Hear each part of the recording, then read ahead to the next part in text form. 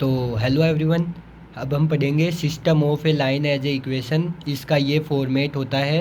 अगर b equal to zero रहता है तो d1 d2 d3 जीरो रहेगा। b not equal to zero रहता है तो ये मेथड दे रखा है जिसके अंदर देख रहे होंगे linear simultaneous equation. b equal to zero रहता है तो ये होमोजीनियस है। अगर b not equal to zero रहता है तो नॉन होमोजीनियस है। तो यहाँ पे देखेंगे पहला b equal to zero homogeneous.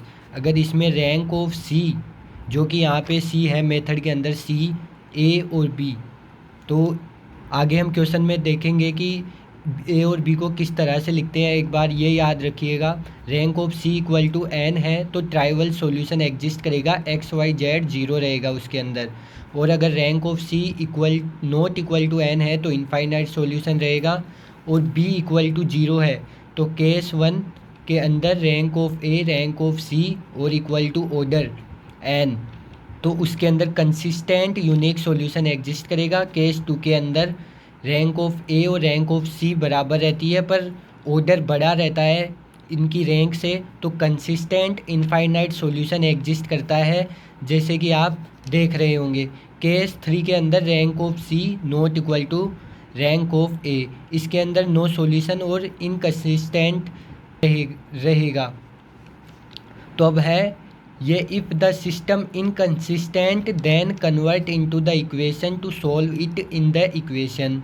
X Y Z की वैल्यू भी निकालते हैं तब ये पॉइंट काम आता है, अपने अभी का काम नहीं है।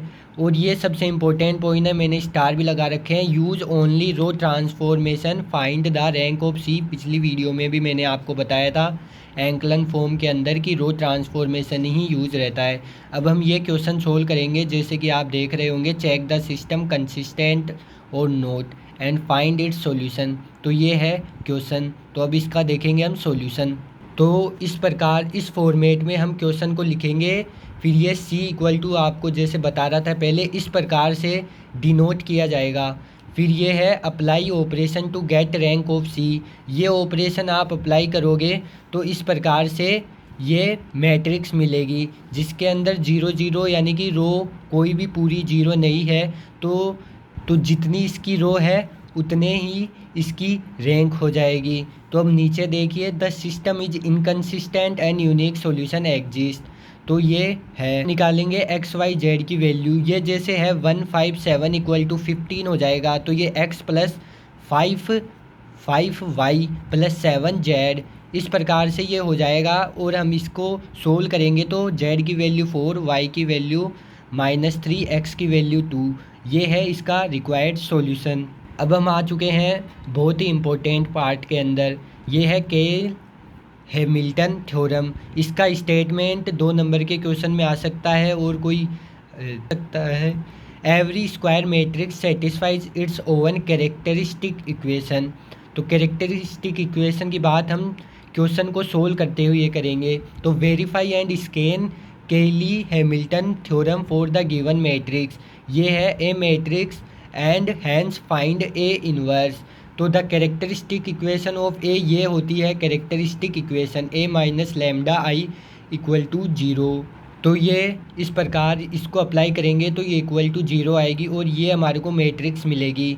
इसको सोल्व करेंगे डिटर्मिनेंट को तो हमारे को ये इक्वेशन मिलेगी। तो अब हम हैमिल्टन थ्योरम को अप्लाई करेंगे और ए क्यूब, ये जो लैम्डा है इसकी जगह ए को, ए मैट्रिक्स है उसको पुट कर देंगे। और ए क्यूब को अपन को इस प्रकार से फाइंड करना है, जैसे A square equal to A, फिर अपन को ए स्क्वायर मिलेगा तो A cube equal to A square और ए।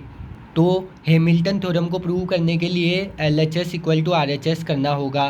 तो ए की वैल्यू इसमें पुट करेंगे तो हमारे को जीरो मिलेगा। तो ये है RHS इक्वल टू, जैसे कि ये A minus lambda equal to zero है तो इस प्रकार ये हो जाएगा। तो इस तरीके से हैमिल्टन थ्योरम प्रूव हो चुकी है। तो to find a inverse find करने के लिए पूरी इक्वेशन को ए इन्वर्स से मल्टीप्लाई करेंगे। तो फिर ये जो आइडेंटिटी मैट्रिक्स है 2i, इससे मल्टीप्लाई होगा। अगर आइडेंटिटी मैट्रिक्स से किसी भी मैट्रिक्स को मल्टीप्लाई करते हैं तो वो ही मैट्रिक्स आ जाती है। तो इस प्रकार से हम ए का इन्वर्स निकाल लेंगे। जैसे कि आप आंसर देख रहे हैं, इनको आप खुद से सोल्व ज़रूर करिएगा। धन्यवाद।